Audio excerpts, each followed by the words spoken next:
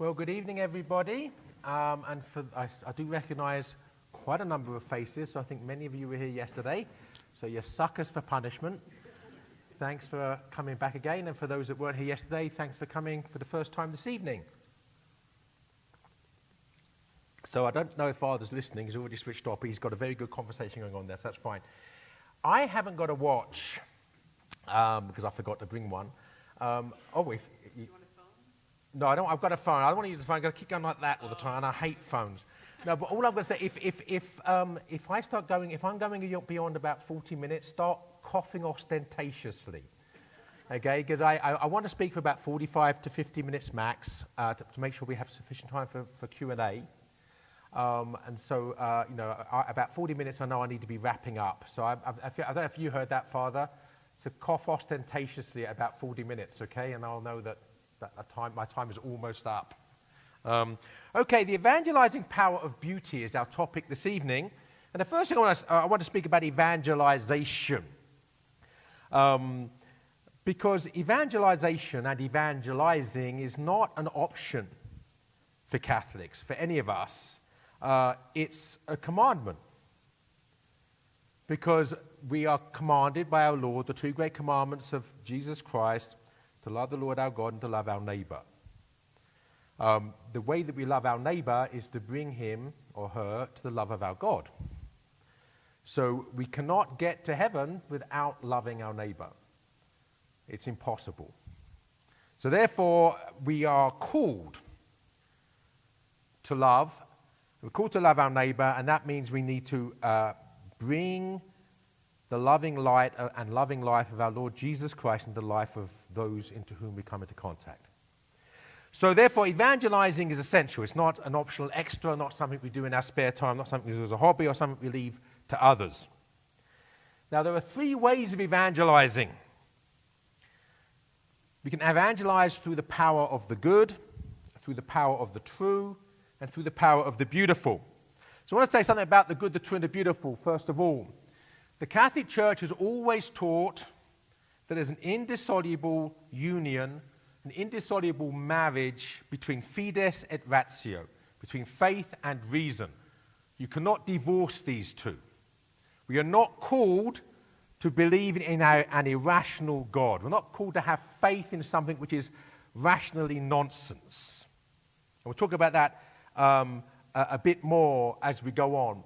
So, for instance, in the Catholic novel by Evelyn Waugh, Brideshead Revisited, which I thoroughly recommend, there is someone undergoing instruction to be received into the church by a very holy Jesuit priest. And this person, the character Rex Mottram, he's not the least bit interested in God or religion or anything, but he wants to marry a Catholic girl. And the Catholic girl is not going to marry him unless he becomes a Catholic. So he's undergoing instruction. He just wants to get it out of the way. And so this Jesuit says to him, because he realizes this person is not intellectually engaged at all with the rational dimension of the faith, he said, what if the Pope were to say that it was raining, but you looked and you saw and it wasn't raining? Would it be raining? So this character thinks a bit, and he just wants to say what he thinks the priest wants to hear, not interested in the truth. He said, well, I suppose it would be spiritually raining, but we couldn't see it because we don't have enough faith. Which the priest then took and said to someone else, this just shows that a man is completely clueless about the Catholic faith. Because if the Pope or anybody else asks us to believe something which is obviously logically and rationally nonsense, we are not called to believe it. In fact, we're called to bring that person to task. And hang on for a second, that's not what the church teaches. So this understanding of the indissoluble marriage of faith and reason. So that means that you can come to an understanding of God up to a point through the use of reason. And this is what the Greek philosophers did. So when the Greek philosophers, they came to an understanding that there might be lots of lesser gods, supernatural powers, which Christians might call angels and demons. There might be supernatural beings, but there can only be one God. Because at the heart of everything, at the source of everything, at the root of everything, there has to be order and unity and harmony and not chaos. So they came to this understanding that ultimately there has to be one God, just by using their unassisted reason. And then they also came to the understanding that ultimately you have these transcendental goods, the good, the true, and the beautiful, that somehow are inseparable. So you already have an inkling, even amongst Plato and Aristotle, of a Trinity. The good, the true, and the beautiful that sort of are distinct, but really you can't separate them, because the good is always true and beautiful, the true is always good and beautiful, and the beautiful is always good and true. So you get, reason takes you this far. Of course, beyond that, if we want to know God beyond as far as our human reason can take us, we need him to reveal himself to us, to take us, as C.S. Lewis would say, further up and further in. And that's, of course, exactly what God does in the revelation of himself in the life, death, and resurrection and teaching of Jesus Christ. That brings faith and reason together. And as I mentioned actually during the masses and the very brief talk, that when our Lord says, I am the way, the truth, and the life, he is saying, I am the good, the true, and the beautiful. And I want to explain that, because the good ultimately can be seen as love. The true can be seen as reason, and the beauty can be seen as the beautiful. Jesus is the way. The way is the way of goodness, the way of love. The way of goodness, way of love leads to the truth. Reason leads to love. Love leads to reason. And the life in things is the beautiful. Let me explain one thing about that, if I may.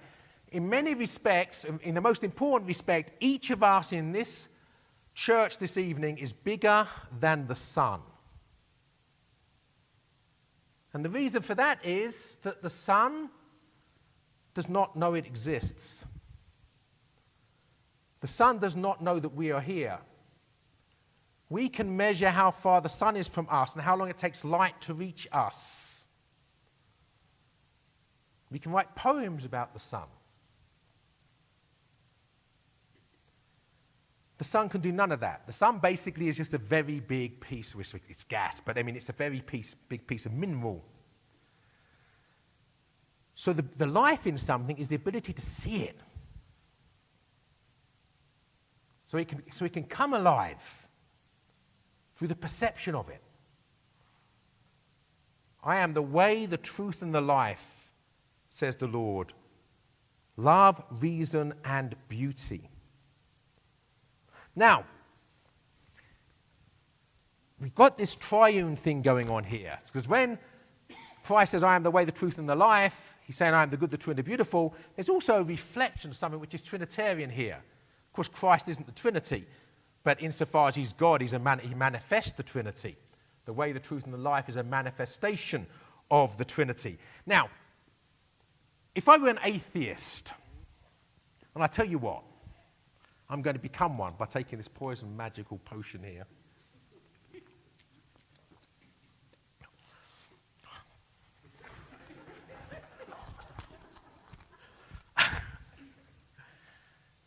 You Christians, you believe in abject nonsense.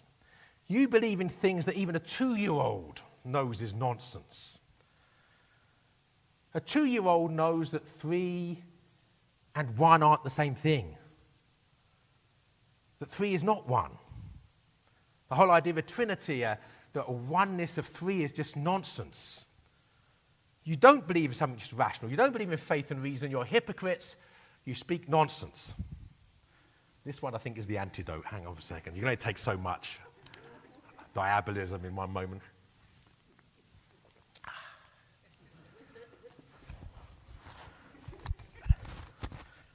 Halo? Or bald spot, I'm not sure which. But Now, the atheist, poor deluded atheist. Going back to Brideshead Revisited, when Charles, the protagonist and the narrator of Brideshead Revisited, turns his back on the house, Brideshead, for what he thinks is the last time. And the name Brideshead, by the way, it's allegorical. Who's the bride's head? The bridegroom. So the bride's head is the bridegroom. Bride's head, the house, in some sense, is a symbol for the church. When Charles turns his back for what he thinks is the last time on this house where all these Catholics live, he says, henceforth I have ceased believing in illusion. From now on, I will believe only in the 3 dimensions perceived with my 5 senses. Now that, for me, is the most succinct definition of philosophical materialism or atheism you're ever going to hear. There's nothing but 3 dimensions perceived with your 5 senses. That's it. Don't look for any truth beyond that. Doesn't exist. That, my friends, is a much more mysterious Trinity than the Holy Trinity. Because the unity, the oneness, the wholeness of space is 3 dimensions. You take any of those 3 dimensions away and space collapses. It no longer exists. So the very fabric of the material cosmos is a mysterious trinity that makes no sense in terms of this basic mathematics.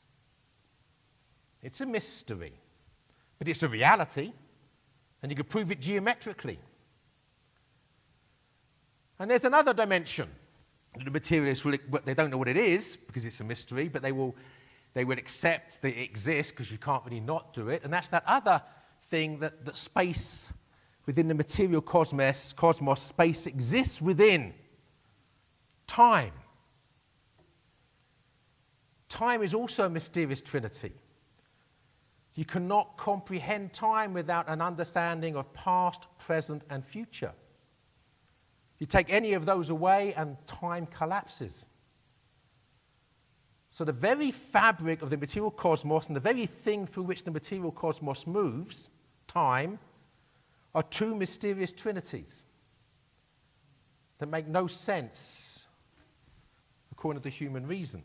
But we know it's true because we know that there are 3 dimensions to space and you can't separate those 3 dimensions without losing the whole thing. We know there are 3 dimensions to time. So we have these 2 mysterious trinities. Even if you're an atheist, you have to accept on faith things that are beyond reason, beyond our human capacity to reason. There's a difference. I'll talk about that in a moment. But for a Christian, of course, this is not surprising. If the material cosmos is made by a Trinitarian God, we would expect to have the Trinitarian fingerprints smudged all over it. We would expect space to be a trinity, and we discover that it is. We would expect time to be a trinity. We would discover that it is. Now, I had a discussion fairly recently with someone who talks about when we get to heaven, we'll leave human reason behind. That basically heaven is just beyond reason. And I said, no, it's not beyond reason, it's beyond the human capacity of reason, which is not the same thing. God is the logos, God is the ratio, God is the reason, the fullness of reason. And the analogy I use is of a dog. Whenever a dog sees its master reading a newspaper, the dog's limited capacity to reason will work out, well, until he puts that newspaper down, A, I'm not going for a walk, and B, he's not going to feed me. So I may as well just sit down and be patient, right? That's the capacity of the dog's reason. The dog's never going to be able to read the newspaper. But does that mean there's no such thing as newspapers or writing because a dog does not have the capacity to reach it? That's where our relationship is ultimately with the divine, with God. Of course, there's an infinite gap between us and him. And heaven, of course, we have to be speculative about heaven, but there's some of my deepest understanding of heaven, to me, comes from a children's book. C.S. Lewis's The Last Battle in the Chronicles of Narnia, the last 30 or so pages, where he gives analogies. What else can you do but give analogies? He says that heaven is like an onion, but every time you peel it, it gets bigger. As it gets smaller, it gets bigger. And the other analogy he says is that the whole of human existence prior to death is like the cover and the title page of the book. The real story hasn't even begun yet. The real story begins when we cross the threshold into the book itself, the book of life. And then he says that book goes on forever, and every chapter is better than the one before. These are inklings. So, of course, every single chapter or every single layer, we will know much more than we did before. We'll never be where God is, but we'll be infinitely, we'll be somewhere more akin to where we are in relation to the dog. Okay, mysteries of atheism. Now let's go back to these three ways of evangelizing. Love, reason and beauty, or love, truth and beauty. The first thing is that there's an abyss that separates a true understanding of things and the devil's distortion of them. So love, for instance, we use the same word for two absolutely diametrically opposed things. For the modern world, for the relativist, love is a feeling. It's an emotion. It comes and goes. We have no control over it. It's transient. It passes away. It is, at its core, irrational. It's just about emotions and feelings. But for the Christian, it's the complete opposite. For the Christian, love is a commandment. Love is the commandment to freely choose rationally to lay down our lives for the beloved, to die to ourselves. And it's a choice that we either make or we don't make. So for a Christian understanding of love, it's entirely rational. That to love is to believe the paradox of Jesus Christ, that the first shall be last and the last shall be first. If you put yourself first, if you fail to love, you will be last. And not just in terms of heaven, in terms of this life. The most miserable people are those who cannot love others. If you put yourself first, you will be last. If you put yourself last, if you lay down your life for others, you will be first. It's a win-win situation. You'll be happier in this life and eternally more happy in the next. So love is an action. It's giving to the other. Virtue might be seen as love in action, doing love. So love is to be evangelized through the power of love. God is love, and love leads us to him. God is not only the end of evangelization, he's the means to the end. God is love, but it's the act of love, which is God, that leads to God. Giving ourselves to others is taking part in that divine life. So love is rational. It's not irrational. It's not separate from the true and the beautiful. The good is not separate from the true and the beautiful. Now, reason leads us to him. And like love, the act of reason is a rational choice. We have to get out of the way, put ourselves last, and put the object of our perception first. In other words, it's engagement with the other, that which is outside of ourselves, whatever it is we're reasoning about. So whereas love is giving ourselves to others, so is reason. If you want to use sort of metaphors, because that's all we can do, love is the giving of the heart, reason is the giving of the mind.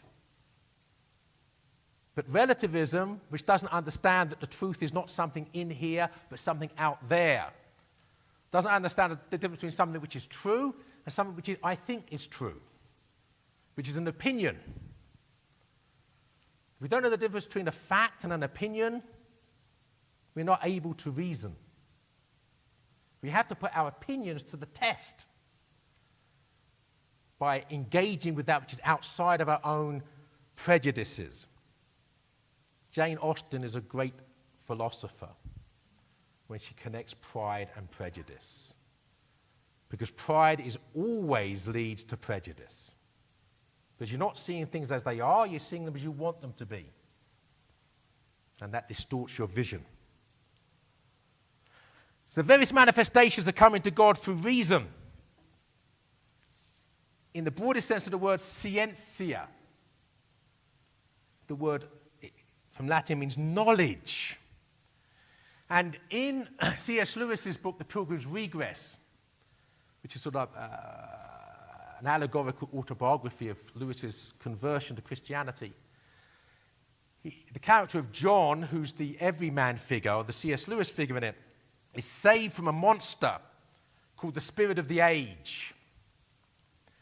And he's saved from that monster called the Spirit of the Age by a beautiful woman in shining armor on a charger. And her name is Reason. It's reason that saves us from the spirit of the age. And we're told that this beautiful woman in shining armor on the horse has two younger sisters, theology and philosophy, the love of wisdom and the knowledge of God.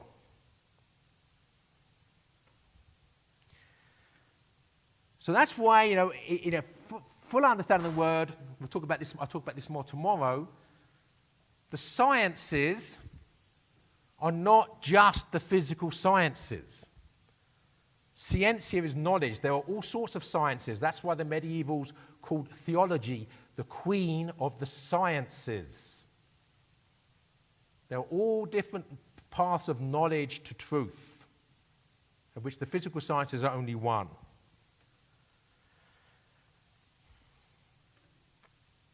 Now, I'm going to talk about some of this more tomorrow, so I'm not going to say much now, but history is a science. It's a knowledge of the past. And if we don't know the past, we cannot know the present. You can see that actually history is a map. And it's through reading that map we can work out where we are now. Of course, if the map is bad, if the map has been drawn because of other people's prejudices, and we're reading the wrong map, we will not know where we are, we'll be lost. And even from that map, you can project the future. Well, this is where we've been in the past. We've done this loads of times already. Every time we've done this, where does it lead? It leads here. Well, we're doing it again now. Well, if A's led to B every single time in the past, and we're doing it again now, it's a fairly safe bet, rationally speaking. It's going to end up at B again. And as regards literature, as one of the sciences, one of the branches of knowledge, as I mentioned yesterday in my talk, Tolkien said that even fairy stories hold up a mirror to man. They show us ourselves. They reflect reality. And I would say one thing as well about literature, because I come across people, just give me the facts. I don't read fiction. I only read non-fiction because I want the facts. And I say to them, well, you know, that's interesting because the prodigal son's not a fact. The prodigal son is a figment of our Lord's imagination. The parable of the prodigal son is a work of fiction.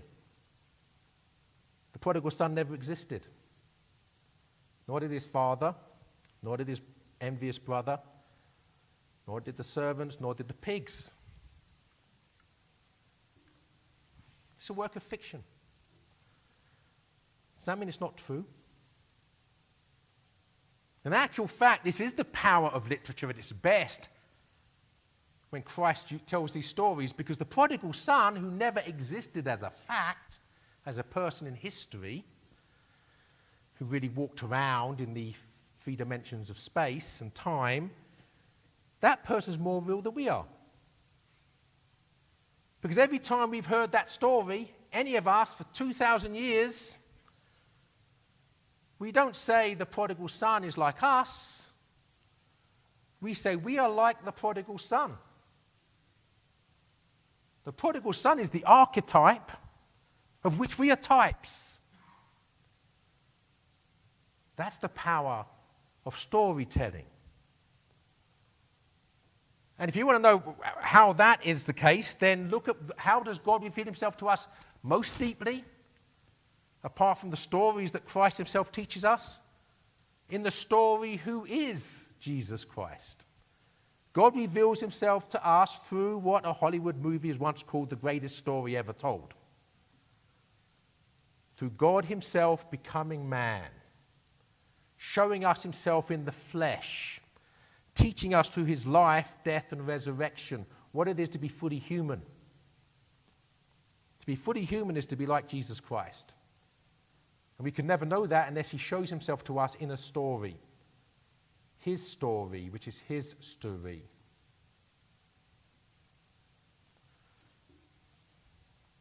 Okay, so Christ's sanctification story. This leads us very nicely from sciences, evangelizing through the power of reason, to evangelizing through the power of beauty. Because now we can see how fictional narratives, work of subcreation, works that we make, that we create, can be conveyors of truth. Because God shows us and sanctifies story in telling us stories. This is a way of showing the truth.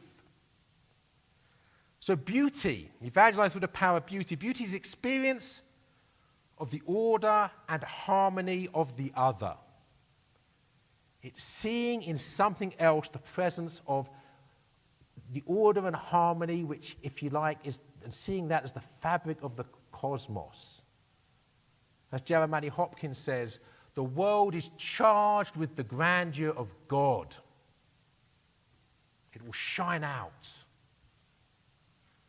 That we should be able to see something beautiful and see in that something beautiful the presence of beauty himself.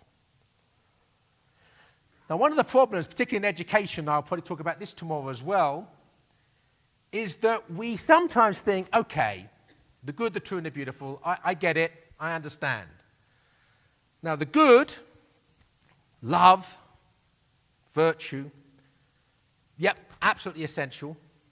We have to, in education, we have to certainly teach people right from wrong, virtue. The true, reason, of course.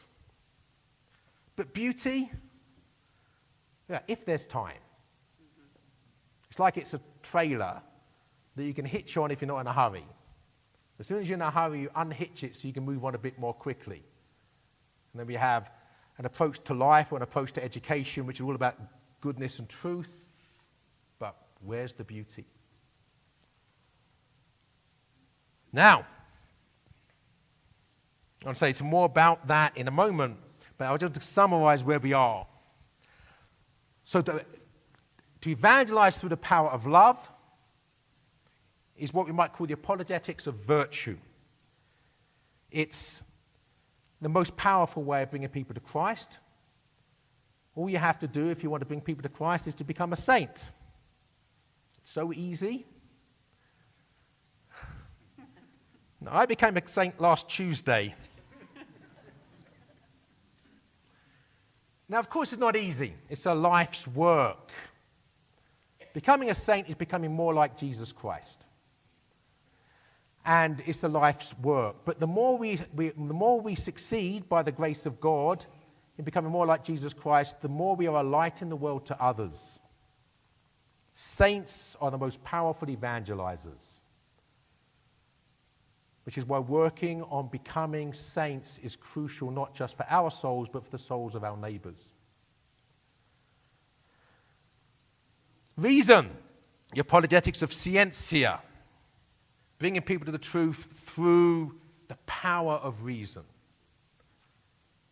Through doctrine, understanding that the Catholic Church's teaching is rational. But there's a problem with both of these branches of apologetics, of evangelization in our day and age.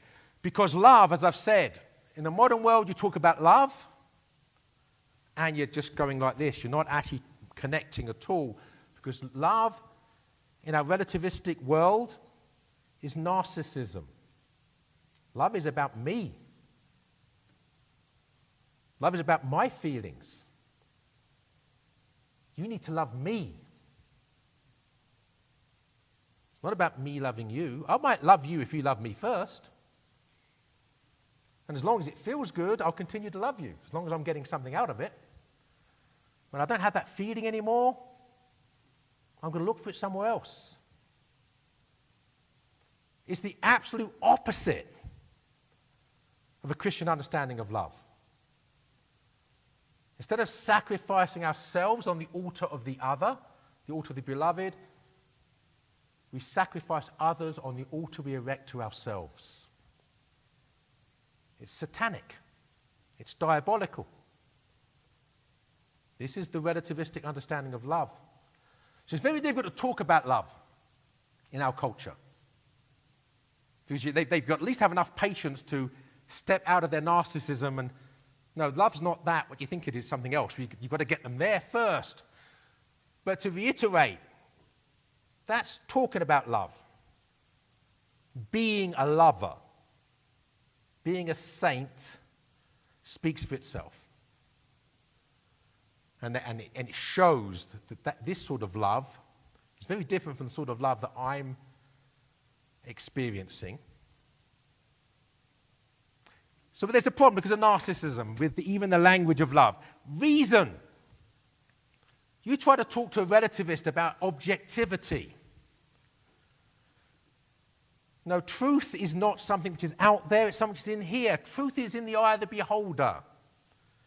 Truth is what I want it to be. I invent it as I go along. It's very difficult to evangelize using reason to people that no longer know how to reason. This is where the evangelizing power of beauty comes in. So sometimes talk about you have a Catholic, a Protestant, a Jew, a Muslim, an atheist, and an agnostic.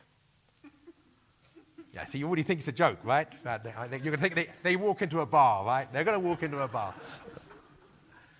But they're not. The Catholic, the Protestant, the Jew, the Muslim, the atheist, the agnostic are going to walk into a field. And they're going to walk into a field in the middle of the night. It's pitch black. And they're going to sit down facing east. And at some point, there's going to be a little glimmer of light ahead. And at some point beyond that, that light's going to sort of turn pinkish. And then red. And then maybe they'll see a white disk rising over the horizon that you can look directly at. At this point, the Catholic is being reminded perhaps of the host being raised, elevated during the Mass, and praising God perhaps. But even the others are seeing this thing that's beautiful, and this thing that's white then turns red. And you can still look at it. And at some point, it gets a bit higher in the sky and it turns gold and you have to avert your gaze. You know, I wrote a poem once called Solstice Sunrise about my experience of a sunrise just exactly like this in England, midsummer. Midsummer in England, it gets light about 3:30 in the morning. So everyone else is asleep. I'm in the countryside anyway, but everyone else is asleep, and I experienced this. And for me, you know, that the white disk and then the red disk and the gold disk of the sun as it rises were the joyful mysteries, the sorrowful mysteries, and the glorious mysteries of the rosary. And the red, like blood, spread across the sky as the disk turned red. Of course, the Catholic might see all that in the field, but presumably not the Protestant, the Jew, the Muslim, the agnostic, and the atheist. But they will all see something which is beautiful. They will all be edified, lifted up. Their mind and soul will be raised up towards heaven. That's the definition of prayer.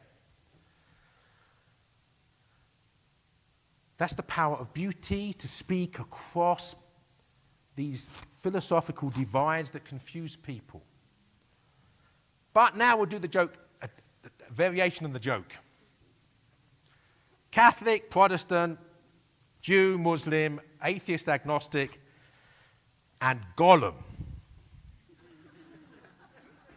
walk into a field in the middle of the night. Gollum's quite comfortable sitting in the field when it's dark. And it starts to get light, he gets less comfortable.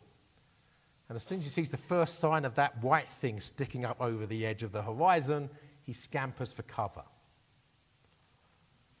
So it's possible to blind ourselves, to become so corrupted and decayed through our addiction to the ring, to sin, that we can no longer even see beauty.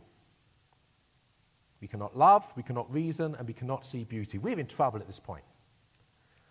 It's very difficult for anybody to reach us by any of these different approaches to evangelize at that point. At this point, it takes a miracle. But what's the connection? The connection between, to love, you have to be humble. Humility. You have to willingly, rationally choose to be lost. To reason, you have to be humble. You have to rationally say, I want to put all of my prejudices, all of my pride to one side so I can see what's really there in whatever it is I'm studying, or not what I want to be there. Now, as regards beauty, or reason, or love, the deepest understanding of it, you go to Thomas Aquinas, not surprisingly. And he shows us that the beginning of all perception of reality comes with humility. And because I like courting controversy, and heaven forbid I'd court heresy in anywhere, but certainly not in the presence of the Blessed Sacrament, but I do like courting controversy because I sometimes say, just to get people to listen maybe, that the greatest of all the virtues is humility.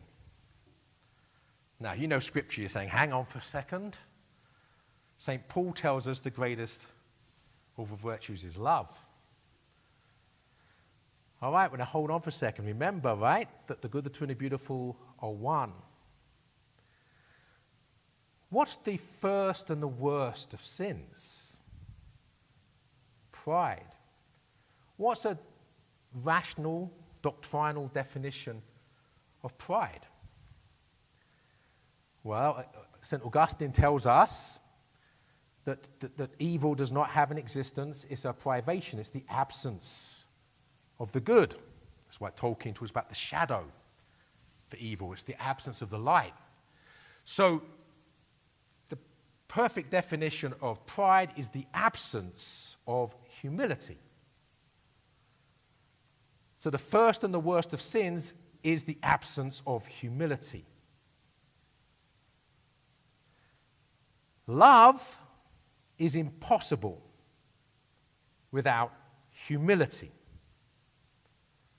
Love is to willingly put ourselves last, to willingly die to ourselves for the beloved.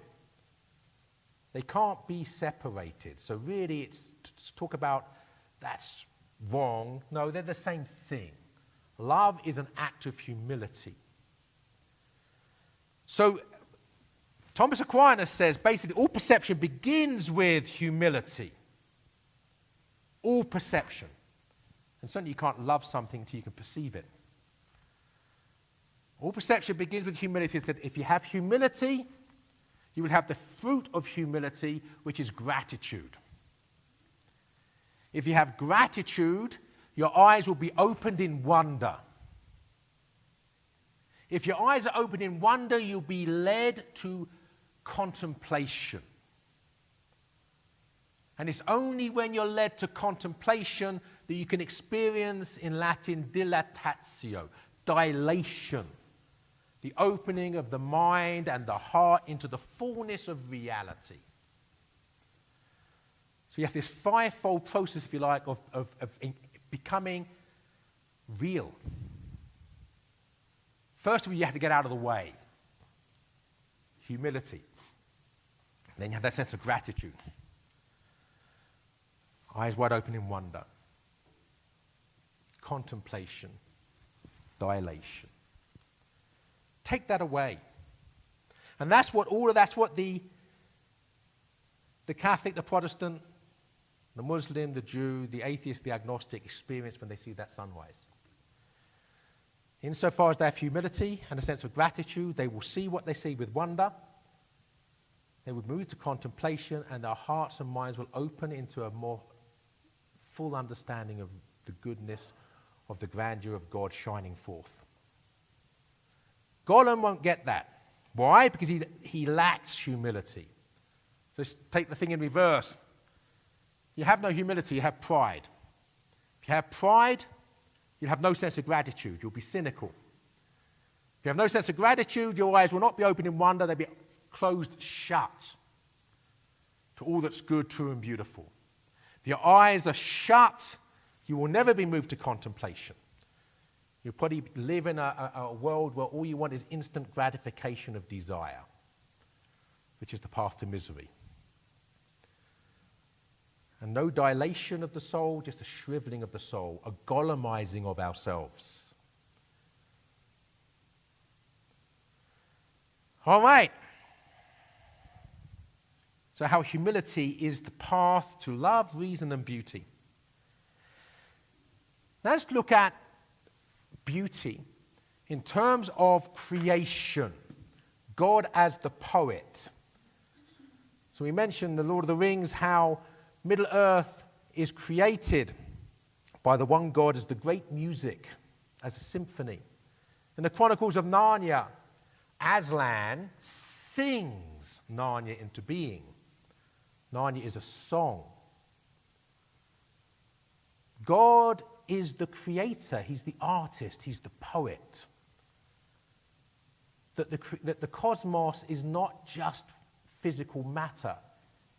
It's a beautiful work of art that needs to be seen on our knees with gratitude so that we can have eyes open in wonder as we gaze upon it, be moved to contemplation.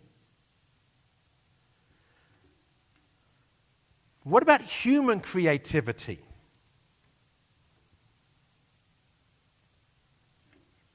Because I would say that the image of God in us, we're made in the image of God. What does that mean?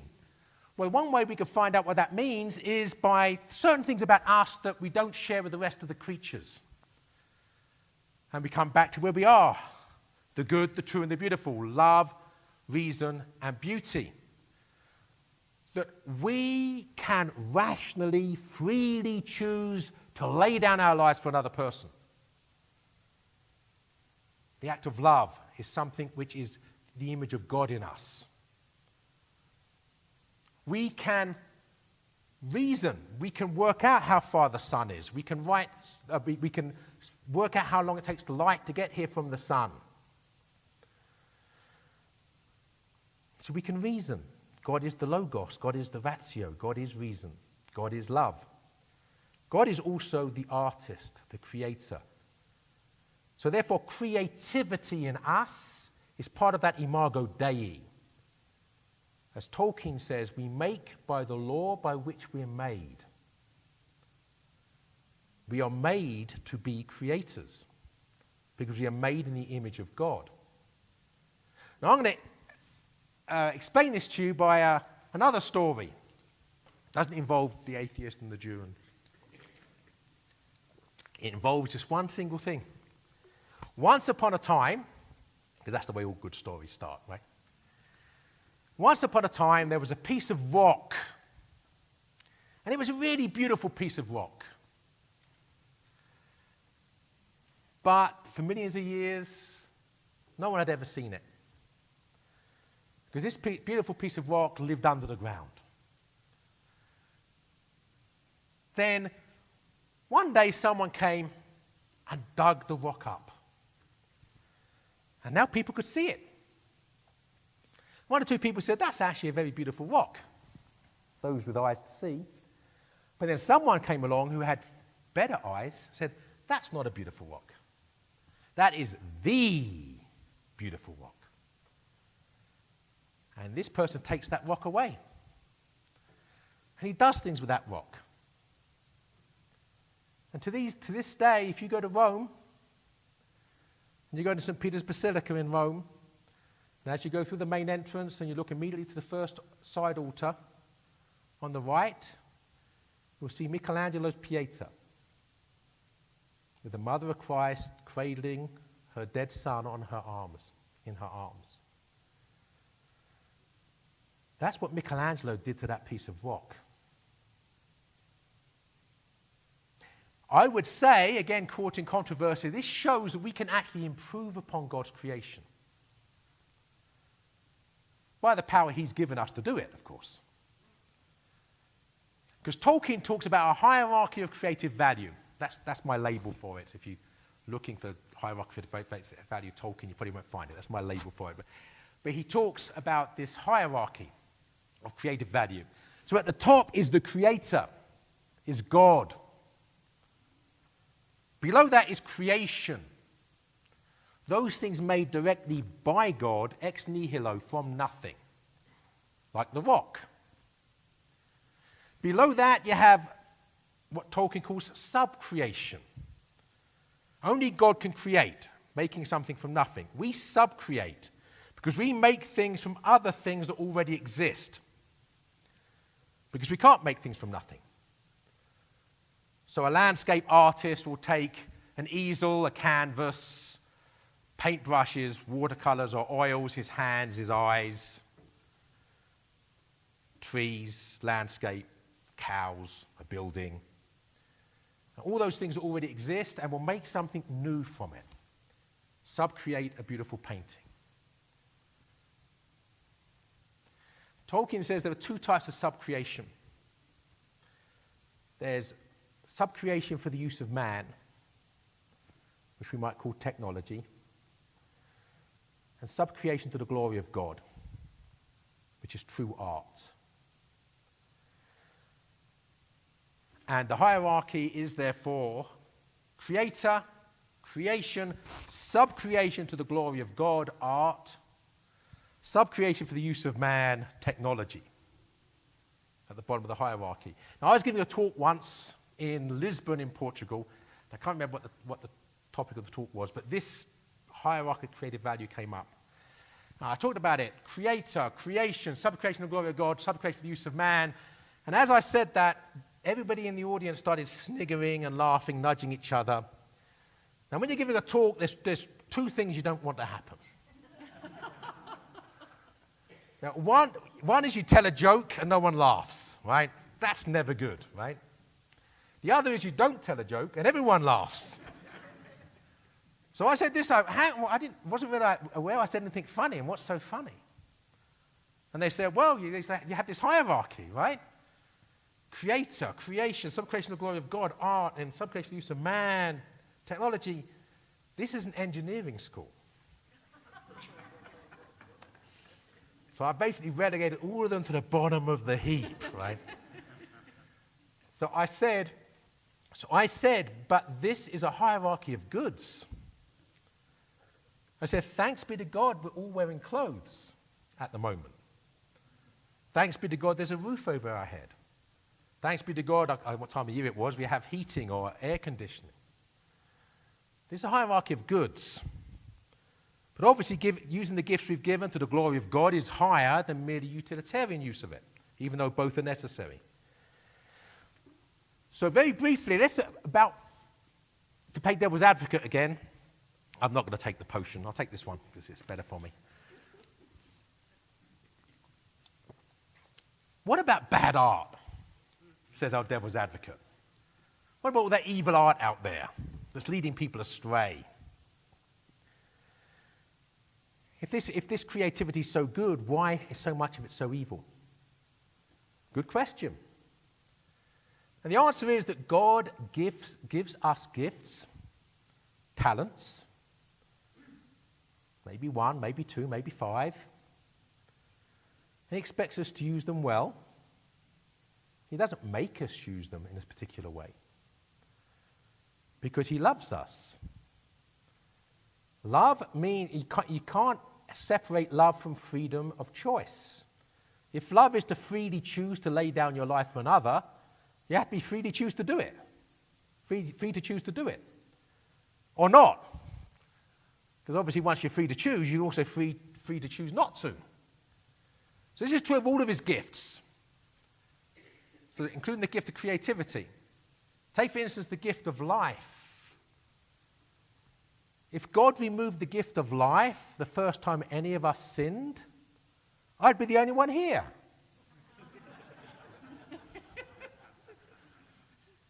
No, of course God doesn't remove the gift when we abuse it. There might be all hell to pay. When we die, if we were given 5 talents, and we use that 5 talents to the service of our pride, and not using our gifts to the glory of the giver of the gift, because true art should be freely giving back to the giver of the gift the fruits of the gift given. That's the correct way of using the talents we're given. Okay. So very, very quickly then about evangelizing through the power of beauty. I've mentioned already the power of Michelangelo's Pieta. Everyone who goes to St. Peter's Basilica and sees that, if they're not Gollum, if they haven't become so Gollumized by being addicted to sin that they're slaves to the sin and no longer able to see, except for the Gollums that visit St. Peter's Cathedral, whether they're Catholics, Protestants, atheists, Jews, agnostics, or Muslims, and they see that image of a mother cradling her dead son in her arms, done with such beauty and majesty through the creative gifts of a great artist, using the gifts given to give the fruits of them back to the giver of the gift. Everybody who sees that's praying. Prayer is to lift up the mind and heart to God. Even if you can't articulate it. The Muslim's not going to articulate it the same way as a Catholic, but they're being moved closer to God. I mentioned the Lord of the Rings yesterday, the power of the Lord of the Rings, the power of the Chronicles of Narnia, the top 10 best-selling books of all time. Lord of the Rings is 3rd. I think Lion, the Witch and Wardrobe is about 7th, and I think The Hobbit's 11th. 3 of the top 11 best-selling books of all time by Christians, producing beautiful works of art that lead people to God. And I'm going to finish with another example when Mel Gibson's Passion of the Christ came out. And I went to see it in cinema. I was living in Florida. I came out of the cinema, and I went to see it by myself for some reason, got in the car, and for some reason, again, this is all providential, I put on Protestant talk radio, which I never put on, ever. I mean, I must just turn the radio on and whatever I didn't like and just, and he pressed it on. They were talking about the Passion of the Christ. And they were saying, I'd never realized the importance of Mary until I saw this film. And I thought, well, Catholic apologists have been arguing against the Protestant understanding of Mary for 500 years and not getting through. And you get a beautiful work of art, a moving icon that shows the love of the Mother of God for her Son, and it breaks through that armor. This is the evangelizing power of beauty. So go forth and make disciples of the world, evangelizing through the power of the good, the true, and the beautiful. Thank you.